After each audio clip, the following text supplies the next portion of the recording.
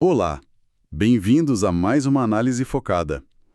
Hoje, a gente vai mergulhar numa lei fundamental, viu? A Lei Federal 5.194, lá de 1966. Ela organiza as profissões de engenheiro, arquiteto e engenheiro agrônomo no Brasil. Exatamente. É uma lei já com bastante idade, né? Mas que ainda define muita coisa. Pois é. E nossa ideia aqui é justamente desvendar essa estrutura. Quem pode exercer essas profissões, afinal? Quais são as responsabilidades, né? Principalmente em projeto, execução. Isso. E como é que funciona a fiscalização? Quem olha isso? Vamos tentar entender os pontos mais importantes, talvez até alguns meio curiosos. Preparadas? Vamos lá. Então, para começar, qual é a ideia central da lei? O que ela diz que caracteriza essas profissões? Olha, o artigo 1º já dá uma pista importante. Ele fala que são profissões caracterizadas assim por realizações de interesse social e humano. Interesse social e humano. Não é só técnica pela técnica, entende? A lei já direciona para um propósito maior. E dá exemplos disso. Dá sim. Coisas como o aproveitamento dos recursos naturais, meios de locomoção, comunicação, edificações, desenvolvimento industrial, agropecuário. É bem amplo. A ideia é conectar a profissão com o impacto na sociedade mesmo. Entendi. Faz todo sentido. E na prática, quem essa lei lá de 66 disse que podia de fato ser engenheiro, arquiteto ou engenheiro agrônomo aqui? Basicamente, são os 3 caminhos principais, né? O mais comum, claro, é ter o diploma de uma escola brasileira, oficial ou reconhecida. E o diploma tem que estar registrado, claro. Certo, caminho padrão. Isso. Aí tem o pessoal que se forma fora do Brasil. Nesse caso, o diploma precisa ser revalidado aqui, tem todo um processo para isso, e aí sim ele é registrado. Revalidação. E pode ter acordo entre países para facilitar? Pode sim. Convênios internacionais podem simplificar essa revalidação. E a terceira via que você mencionou? Ah, sim. É uma situação mais específica. A contratação de estrangeiros, mas de forma temporária. Temporária. Como funciona isso? Não é para sempre. Isso acontece a critério dos conselhos, o CONFEA e os CREAS, que a gente vai falar mais daqui a pouco. Eles analisam, tipo assim, se está faltando profissional daquela área específica aqui no Brasil. A tal escassez. Exato. E se essa contratação atende ao chamado interesse nacional? É um registro com prazo definido. Interessante essa condição. E um detalhe importante, a lei garantiu que quem já tinha registro na época que ela foi publicada continuaria podendo atuar, né? Respeitou o direito adquirido. Ah, claro. Tinha que ter essa transição. E os títulos? Engenheiro, arquiteto, a lei protege esses nomes? Alguém pode ser usando assim? Não pode. O artigo 3º é bem claro quanto a isso. Ele diz que essas denominações são de uso exclusivo dos profissionais habilitados pela lei. Então só quem passou por um daqueles caminhos e está registrado. Justamente. Ninguém mais pode usar profissionalmente. A ideia é proteger mesmo, garantir que quem se apresenta com aquele título tenha a formação e a habilitação legal para isso. E para as empresas, tem regra também? Uma construtora, um escritório de projeto? Tem sim. Para uma empresa usar no nome o título profissional, tipo engenheiro fulano de tal limitada, ela tem que ser formada só por profissionais habilitados naquela área. Entendi. Composição exclusiva. Isso. Agora, para usar termos mais gerais como engenharia, arquitetura ou agronomia na razão social ou no nome fantasia, a regra é um pouco diferente. Como assim? A maioria da diretoria da empresa precisa ser de profissionais registrados nos conselhos. A ideia é garantir que quem comanda a empresa tenha conhecimento técnico, né, para tomar as decisões corretas na área. Entendi. Faz sentido para garantir uma gestão mais qualificada tecnicamente. Bom, então a lei define quem pode atuar. Mas tão importante quanto isso é saber quando alguém está fora da regra, né? O que configura exercício ilegal? Isso deve dar problema. Nossa, muito. E o artigo 6º é chave para a fiscalização. Ele detalha bem essas situações. A primeira, e mais óbvia, é a pessoa física ou jurídica que não tem registro no CREA. Certo, não está nem no sistema. Exato. E mesmo assim sai fazendo atos ou prestando serviços que são privativos dessas profissões, construindo, projetando, dando laudo. Sem registro é ilegal. Ponto. Básico, mas fundamental. O que mais? Segundo, o profissional que tem registro, mas extrapola, atua fora das atribuições que o registro dele permite. Ah, tipo um engenheiro que só pode fazer projeto elétrico e assina um cálculo estrutural. Perfeito exemplo. Cada um tem suas habilitações específicas, né? Que vêm da formação. Se ele atua numa área para a qual não está habilitado, mesmo tendo CREA, é exercício ilegal naquela atividade específica. Entendi. E o terceiro caso? Esse é delicado e, infelizmente, acontece. É o profissional que empresta o nome. Como assim, empresta o nome? Ele assina um projeto, uma RT, assume formalmente a responsabilidade por uma obra ou serviço, mas na prática não participou de nada. Só colocou o nome ali para cumprir tabela, sabe? Nossa, isso é sério? Muito sério. A lei considera isso exercício ilegal porque a responsabilidade técnica tem que ser real, efetiva. E tem mais alguma situação? Nada tivesse acontecido. Ah, claro. Se está suspenso, não pode atuar. E também a empresa que executa serviços de engenharia, arquitetura ou agronomia sem ter um profissional habilitado como responsável técnico devidamente anotado no CREA. A empresa precisa desse responsável. Se não tem, está irregular, está exercendo ilegalmente. Ok, ficou bem claro. São várias situações que caracterizam o exercício ilegal e isso puxa outro assunto central. Responsabilidade e autoria. Quem é o dono do projeto? Quem responde se der problema? Como a lei trata isso? Esse é um ponto crucial. A lei dedica vários artigos para isso, lá do 17 ao 23. O básico, que está no artigo 17, é que o direito autoral do plano ou projeto é do profissional que o criou. O autor intelectual. Exatamente. Isso não é só para dar crédito, né? É porque a responsabilidade técnica está ligada a essa autoria. Os prêmios, o reconhecimento, tudo segue essa lógica. E se precisar mudar o projeto no meio do caminho? Acontece, né? Só o autor original pode mexer? A regra geral, segundo o artigo 18, é que sim, só o autor, para manter a integridade do projeto e a responsabilidade dele. Mas e se o autor não puder? Ou não quiser fazer a alteração? Aí a lei prevê exceções. Se ficar comprovado que o autor original está impedido ou se ele se recusar a fazer a alteração necessária, outro profissional habilitado pode fazer. Ah, bom. Só que aí esse outro profissional assume a responsabilidade por aquela modificação que ele fez. Fica registrado. Entendi. E quando mais de uma pessoa trabalha no projeto? Um projeto grande, por exemplo? A lei diferencia. Se várias pessoas criam juntas a ideia geral, o conceito principal, elas são consideradas coautoras.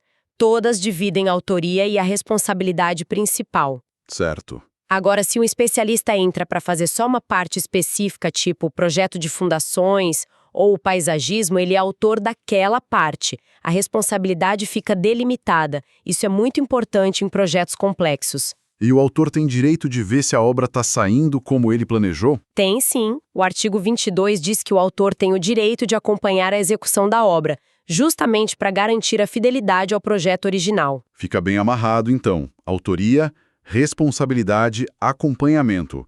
Por que essa ênfase toda nisso? Qual o objetivo maior? Olha, a grande questão aqui é a segurança e o interesse público. Pensa bem, um erro num projeto de engenharia, numa estrutura, numa instalação elétrica. Pode ser desastroso. Exatamente. Pode causar desabamentos, incêndios, contaminações, prejuízos enormes, até perda de vidas. O mesmo vale para arquitetura e agronomia em suas áreas. Entendi. Então, definir claramente quem pensou, quem calculou, quem executou cada parte, quem é o responsável técnico por aquilo, é fundamental. Primeiro, para garantir a qualidade e a segurança. E segundo, se algo der errado, para que a responsabilização seja possível e justa. Não é só proteger o direito do profissional, é proteger a sociedade toda. Perfeito. É uma questão de accountability, de prestação de contas técnica, no fim das contas. Muito claro. E aí vem a pergunta. Quem garante que tudo isso funciona? Que as regras são cumpridas? É aí que entra o sistema de fiscalização, né? O CONFEA e os CREAs. Exatamente. A lei criou lá no título 2 esse sistema. São basicamente 2 níveis. Lá em cima, a instância máxima nacional é o Conselho Federal de Engenharia, Arquitetura e Agronomia, o CONFEA. O órgão central. Isso. E nos estados ou regiões atuam os conselhos regionais, os CREAs. O CONFEA baixa as normas gerais, as resoluções, unifica o entendimento, julga os recursos em última instância. Define as regras do jogo nacionalmente. Perfeito. Já os CREAs são a ponta da lança, digamos assim.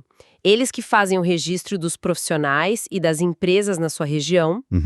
Eles fiscalizam o exercício da profissão ali no dia a dia, verificam as obras, os serviços e aplicam as primeiras sanções, as primeiras penalidades quando encontram irregularidades. Entendi a divisão. CONFEA normatiza e decide em última instância. CREAs registram e fiscalizam na ponta. E como esse sistema todo se sustenta financeiramente? Isso tem taxas por alguns serviços, como o próprio registro, emissão de certidões, tem as multas que são aplicadas por infrações, Certo. e tem uma fonte que é muito importante na prática, que é uma parte da taxa cobrada pela ART. ART, Anotação de Responsabilidade Técnica, né? Explica um pouco melhor o que é essa ART e por que ela é tão central. A ART é, assim, um documento essencial para o dia a dia. Toda vez que um engenheiro, arquiteto, o agrônomo vai fazer um projeto, uma obra, prestar um serviço técnico específico, ele tem que emitir uma ART correspondente e registrar ela no CREA. Para cada trabalho. Para cada contrato, para cada trabalho técnico relevante, essa ART, ela vincula formalmente aquele profissional àquele trabalho específico. Fica registrado quem é o responsável técnico por aquilo ali. Ah, entendi. É a amarração formal da responsabilidade. Exato. E ela serve para várias coisas. Primeiro, para fiscalização. O CREA sabe quem é o responsável por cada obra ou serviço. Segundo, para comprovar a experiência do profissional. As ARTs formam um acervo técnico dele. O currículo prático dele. Isso. E, claro, para responsabilização. Se der algum problema, a ART identifica quem era o responsável técnico. E a taxa que se paga para registrar a ART ajuda a financiar todo o sistema de fiscalização que vai verificar justamente se esses trabalhos estão sendo feitos corretamente por profissionais habilitados. Entendi.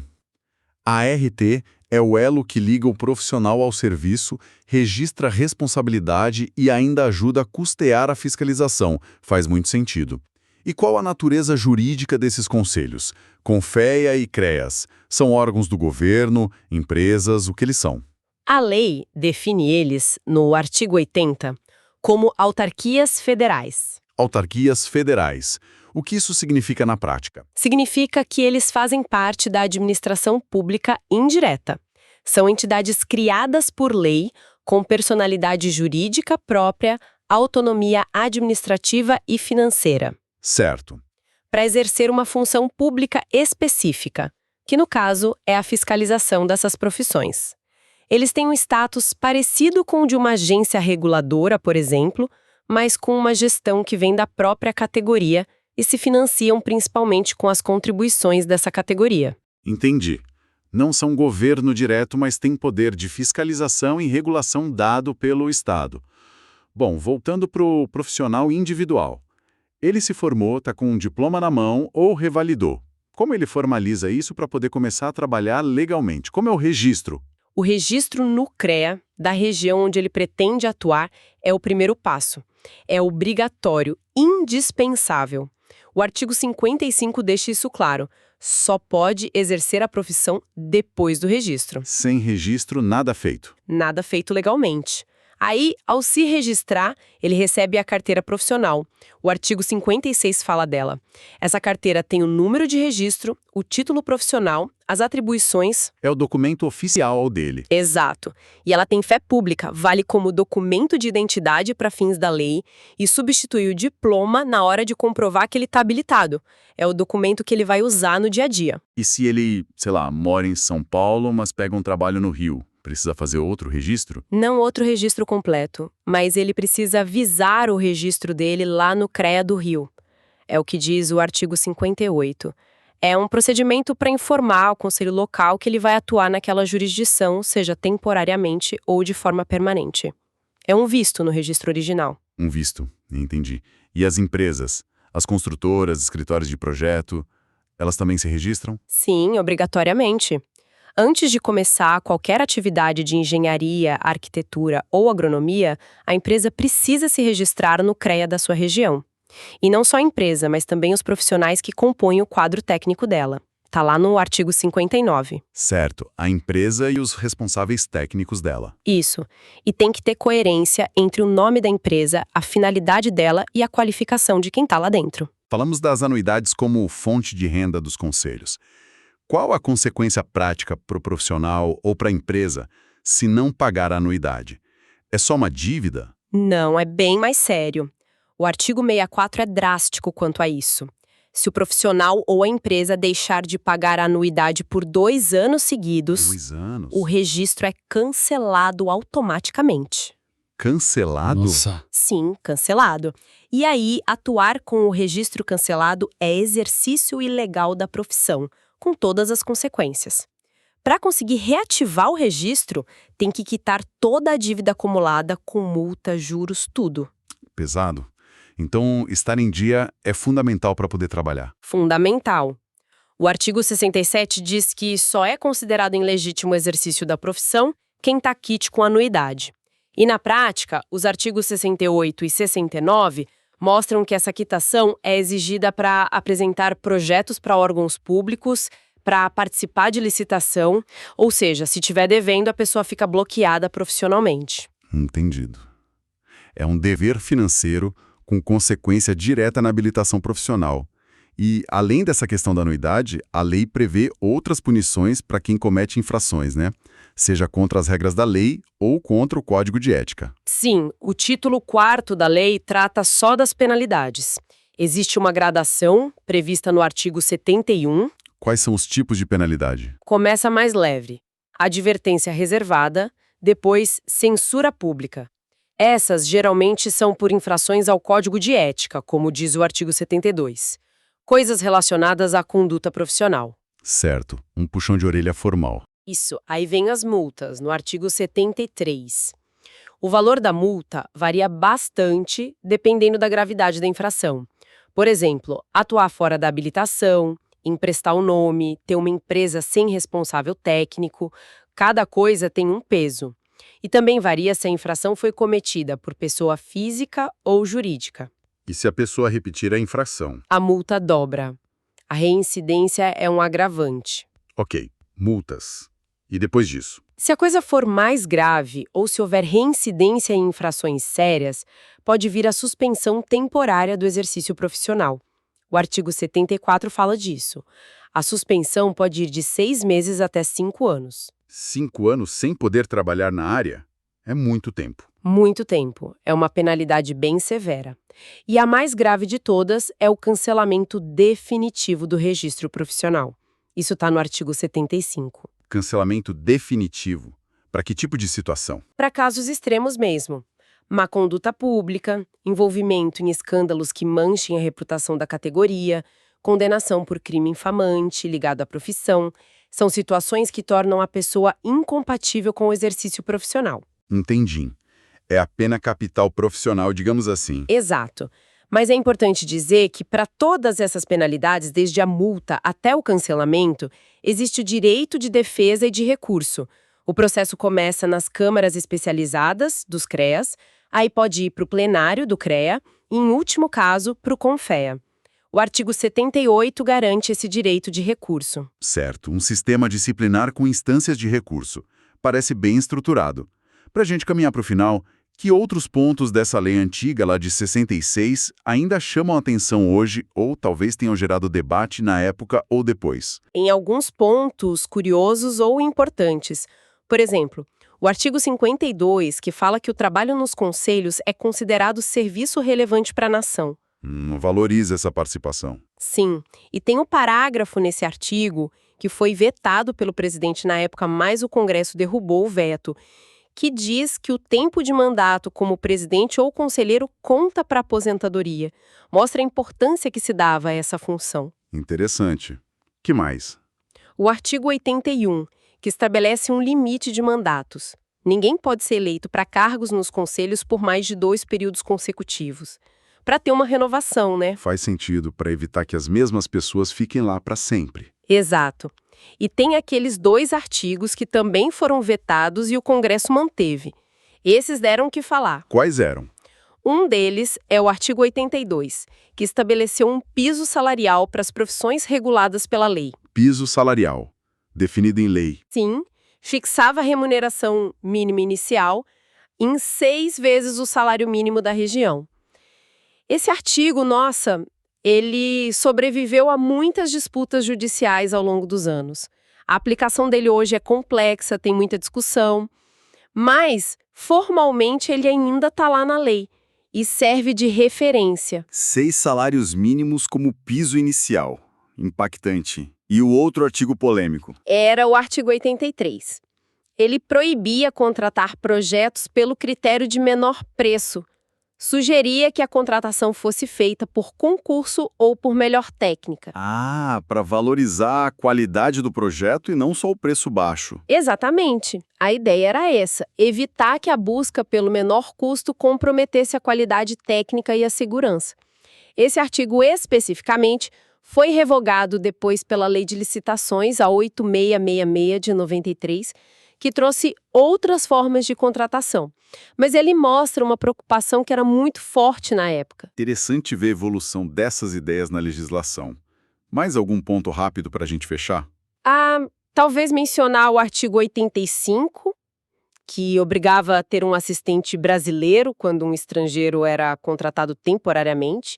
Era uma medida mais protecionista, típica da época. E o 86, claro, garantindo os direitos de quem já estava no mercado ou estudando quando a lei saiu. Entendi. Bem, acho que com isso a gente conseguiu, né? Mapear bem a estrutura, a lógica e o alcance dessa lei 5.194. Fica muito claro que ela não é só um papel velho. É a espinha dorsal que organiza e, principalmente, fiscaliza profissões que são absolutamente essenciais para o país. Sem dúvida alguma. A gente viu como ela criou o sistema Confea, a CREA, que existe até hoje, como ela detalhou as responsabilidades, a questão da autoria, que é tão importante, Sim. como definiu o que é exercício ilegal, as penalidades e até como tocou em temas delicados como piso salarial e forma de contratação de projetos. Mesmo com as mudanças ao longo dos anos, muitas partes revogadas ou atualizadas, os princípios centrais dessa lei de 66 continuam aí, moldando o dia a dia de milhares de profissionais e empresas. Um conhecimento fundamental mesmo, para quem é da área ou para quem contrata esses serviços. Entender as regras do jogo é sempre o primeiro passo, né? Com certeza. E para a gente fechar com aquela reflexão final, a lei menciona lá no comecinho, no artigo 2º, que pode ter registro temporário para estrangeiro se tiver escassez de profissionais e for de interesse nacional. Isso foi pensado em 1966. Agora, pensando no mundo de hoje, globalizado, cheio de novas especialidades surgindo o tempo todo, inteligência artificial na engenharia, novos materiais na arquitetura, agronomia digital. O que significa escassez hoje? O que define interesse nacional nesse cenário tecnológico e profissional tão diferente? Como será que esses conceitos de 66 são vistos e aplicados agora? Fica aí a questão para a gente pensar.